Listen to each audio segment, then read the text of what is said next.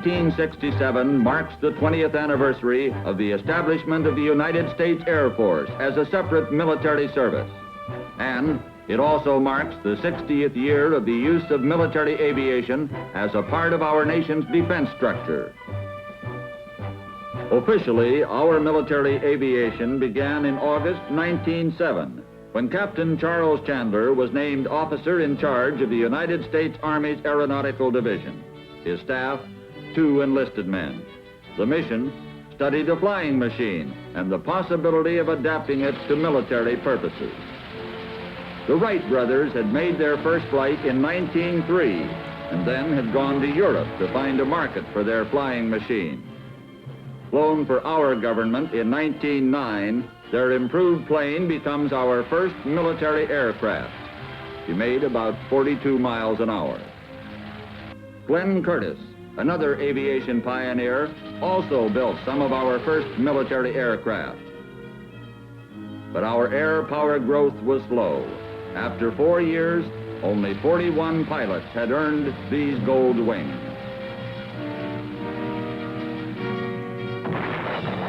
(1917). We have 55 planes, none suited for combat, so our pilots are sent to Europe and join British, French, and Italian squadrons to train and fight in World War I. In the States, the battle of manufacture is on. $600 million to build 4,500 aircraft. September 18, 1918, the greatest air battle of the war.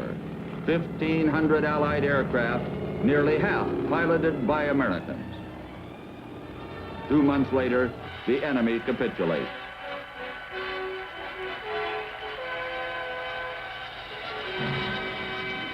As we moved toward the 20s, the plane became a toy. Our war-trained pilots turned to barnstorming, gypsy flyers earning their way with any spectacular stunt.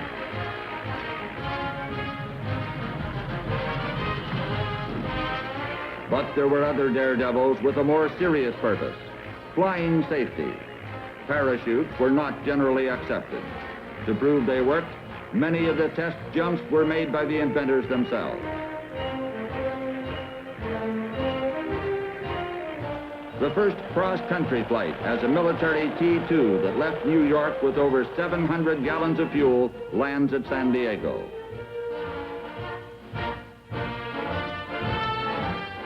In the same era, the first airmail service, inaugurated by President Wilson and carried by military air between Washington and New York. Practice draping missions against troops with anti-aircraft weapons becomes part of our military aviation training program as we refine the techniques of close air support for ground forces. Brigadier General Billy Mitchell, on the right, insisted that planes could sink ships. Our military leaders of the day watched as he proved his point in a series of tests. The climax is the destruction of a captured German battleship, a vessel considered unsinkable.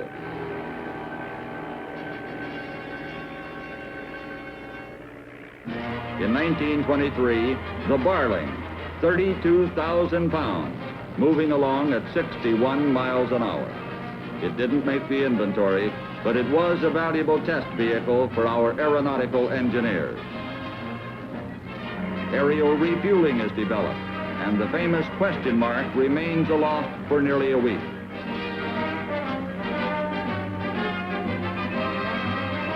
In 1930, we conduct our first polar maneuvers. Planes had now flown the ocean, so there was the possibility an enemy could invade our nation over the Arctic, and we were determined to be prepared.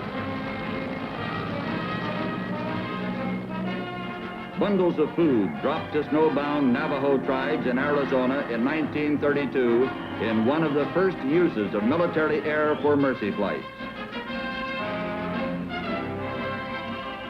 The P-26, our first metal-covered fighter in production, joined the Air Force in the early 30s. Looking like a praying mantis, The B-9, our first all-metal monoplane bomber. Next, the B-10. It could fly in excess of 200 miles an hour, had retractable landing gear, and was considered the fastest and heaviest bomber in the world. The B-17 makes its first flight in 1935. It was destined to become the flying fortress of World War II. September 1st, 1939. The war begins when Hitler directs the Nazi army and Luftwaffe to attack Poland. Next, the invasion of Holland and Belgium as the powerful Nazi air arm and panzers moved toward Paris. June 22nd, 1940, France surrenders.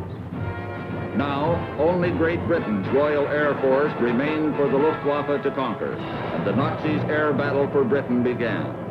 On the other side of the world, the rising sun brings dawn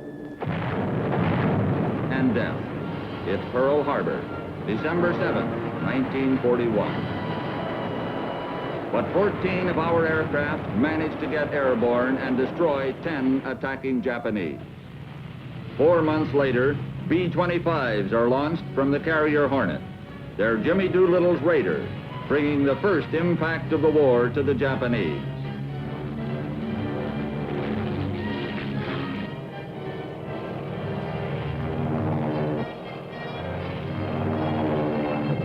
B-17s lift off from Midway in June 1942 to join our Navy's carrier-based aircraft in meeting a Japanese task force for a battle that is to mark a turning point in the war in the Pacific.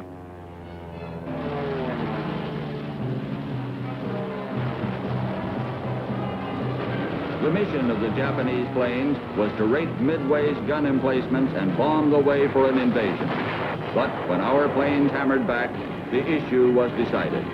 During the 3-day battle, Japan lost 4 carriers, 2 heavy cruisers, 3 destroyers, 275 aircraft, and 4,800 men. The Japanese offensive in the mid-Pacific was broken. In the Far East, another battle, the War of Logistics. Military air flies the hump from India to our fighting forces in China. Ships loaded with cargo were waiting. Before the war's end, we carry more than 1 million tons of supplies over the hump. Nazi subs. In the first half of 42, they sank 506 Allied ships. B-24s were one of the weapons used to meet this menace. Equipped with radar, they patrolled the sea lanes on seek and destroy missions. And by October of 42, the killer sub is virtually eliminated from our home waters. In Europe, the Air Force has orders to fly through Hitler's back door and destroy his major oil industry, the refining plants at Ploiești, Romania. B-38 Lightnings bore in.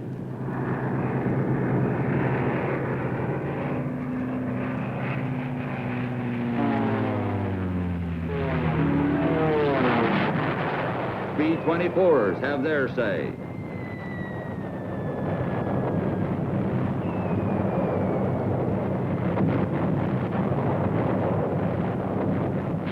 And the enemy answers, jamming up thousands of rounds of flak.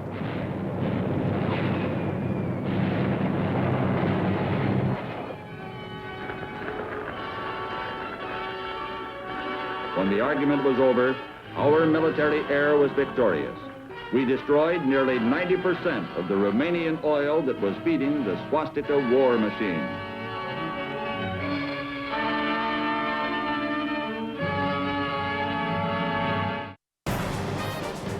Allied surface forces hit the beaches of Normandy. As ground troops fought for a foothold, our bombers cut enemy lines of communication and supply. D-Day. The invasion of Hitler's Europe is mounted. Leading the attack, Air power plays a major role.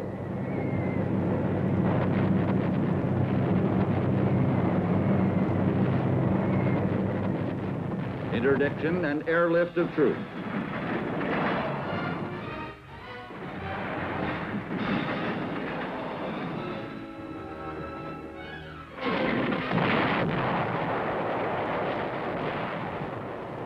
Allied surface forces hit the beaches of Normandy. As ground troops fought for a foothold, our bombers cut enemy lines of communication and supply. Long before the invasion, our air forces had virtually swept the airfields and the skies of Europe of enemy aircraft. General Eisenhower was able to assure the invasion force that on D-Day, if you see any planes, don't worry, they'll be ours.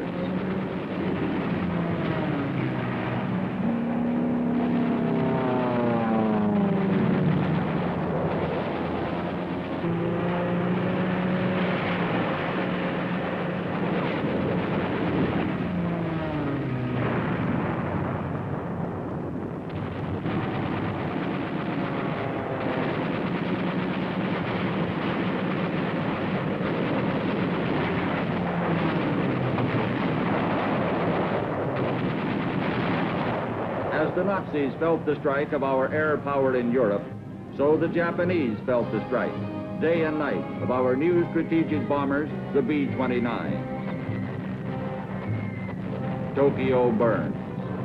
Surrender comes in September 1945. 1947.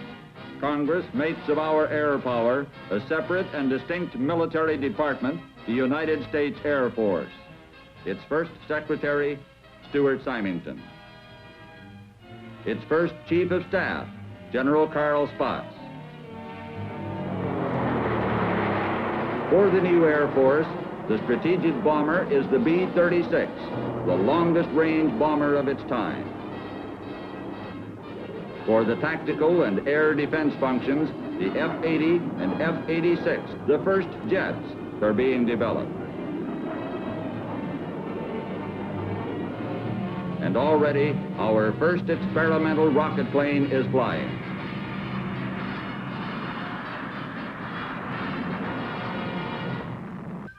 (1948), the Berlin blockade.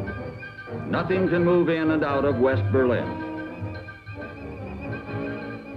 Over 2 million West Berliners now face starvation, unless they can be fed by airlift.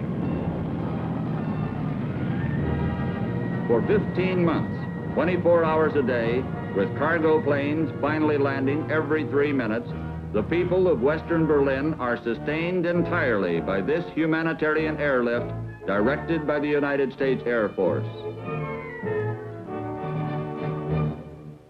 Korea, 1950. Communist North Korea attacks the Republic of South Korea. The communist attack is powerful.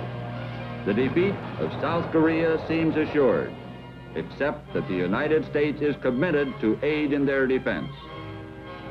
Air power is our only weapon ready to immediately stem the flow of enemy troops, and we stage aircraft of our Far Eastern Air Forces. The 24th Division is flown in to be supported by forces from 15 member countries of the United Nations. Air hits hard as our ground forces dig in.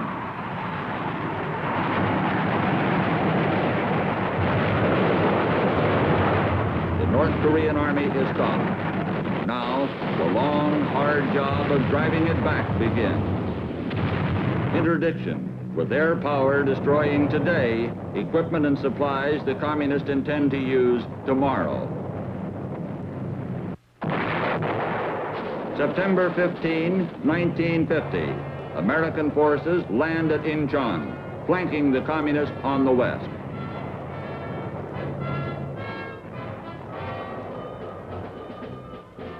The communists are forced back toward the Yalu River, and our air power makes a massive combat airdrop behind enemy lines. Nearly 4,000 troops and their supplies.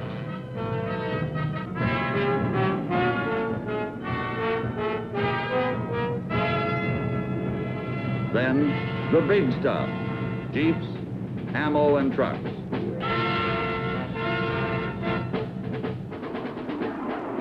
In the air battles, our fighters maintain a 10-to-1 victory over the enemy MiGs.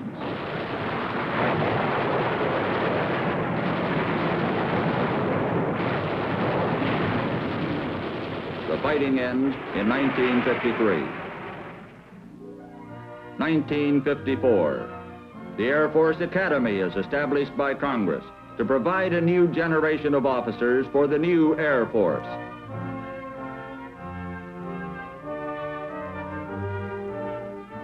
Officers trained in aeronautical sciences and the specialized use of air power.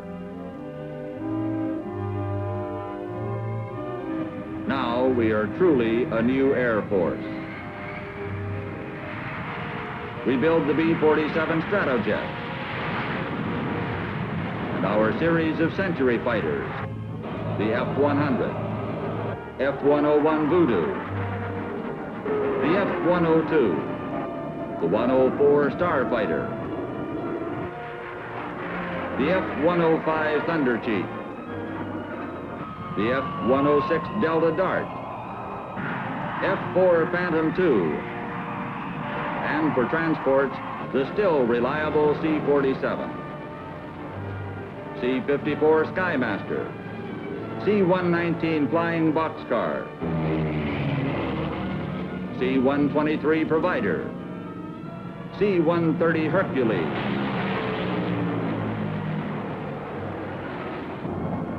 the 135 Transport and Stratotanker, C-141 Starlifter, our deterrent bombers, the B-52 and the B-58 Hustler. We had Texas Towers to warn of an enemy air attack. Today, the Dew Line is one of our radar air defenses, and BMUs can detect enemy missiles. As we develop our missile force, the Thor, our first intermediate range missile.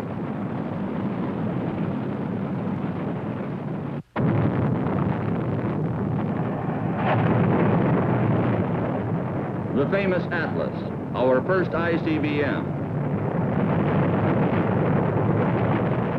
In the beginning, it had problems, just as our early aircraft had theirs.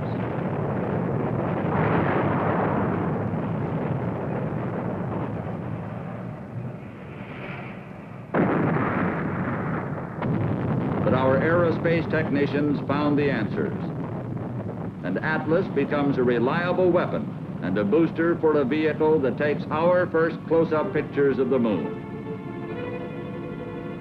Air Force Titan II, the booster for all NASA Gemini flights. June 3, 1965, Titan II sends Air Force Major White for his famous walk in space.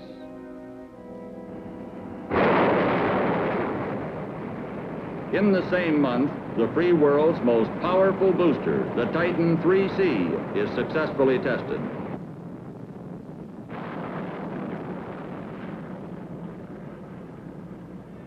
During these same years, the Air Force brings a new generation of missiles into the inventory, the solid fuel Minuteman.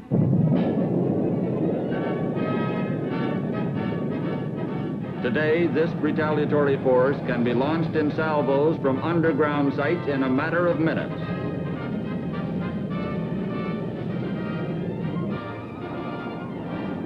Experimental vehicles. The X-15, a manned rocket ship, and for vertical takeoff and landing, the tri-service XC-142. The supersonic XB-70. The F-111 with variable sweep wings. The YF-12A experimental interceptor. For strategic reconnaissance, the SR-71. The Air Force C-5A to be our largest transport aircraft, carrying 250,000 pound payload. HH-3Es, modified for mid-air refueling, become the first choppers to cross the Atlantic non-stop.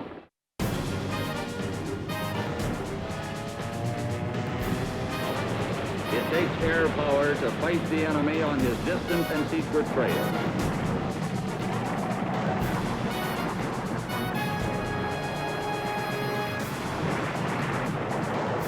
To destroy his far-flung supply lines.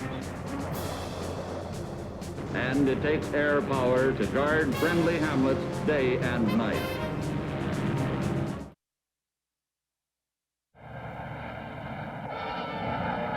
Vietnam. American air power gives unparalleled support to Allied ground forces.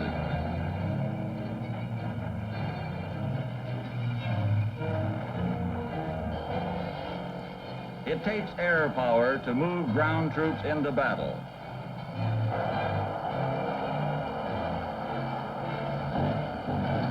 To supply them with ammunition, food, and equipment. To find the enemy where he hides. And to mark his position for our fighters. It takes air power to find and engage the enemy beyond the range of ground penetration. It takes air power to supply remote and surrounded outposts.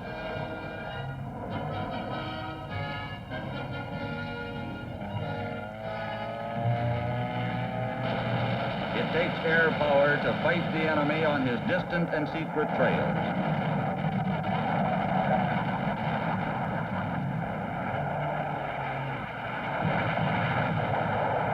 To destroy his far-flung supply lines.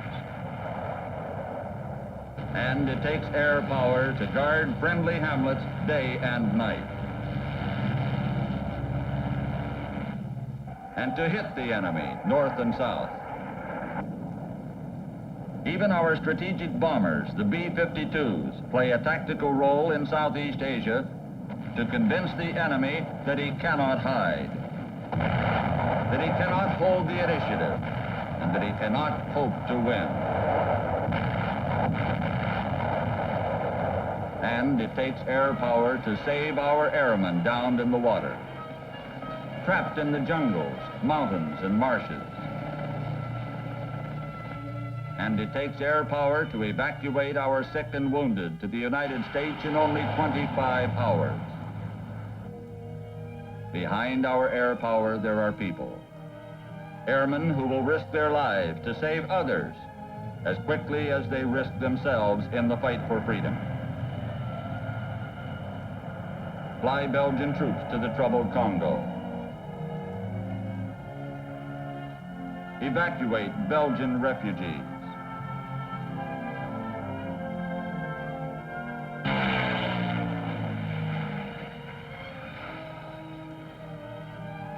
Airdrop wheat for the starving.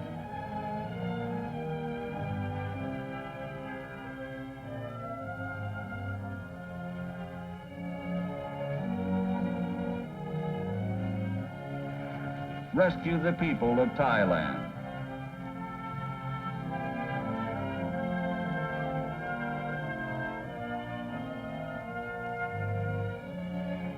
Give medical aid for the diseased and the injured.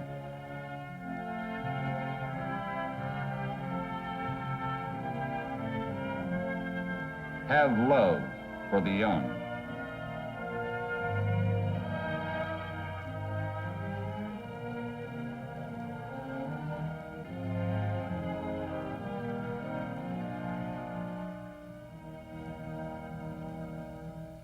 This, then, is 60 years of military aviation.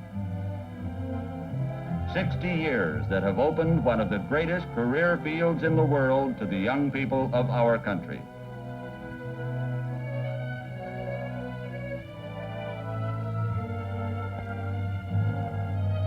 It is a 60-year history of flight and bold men.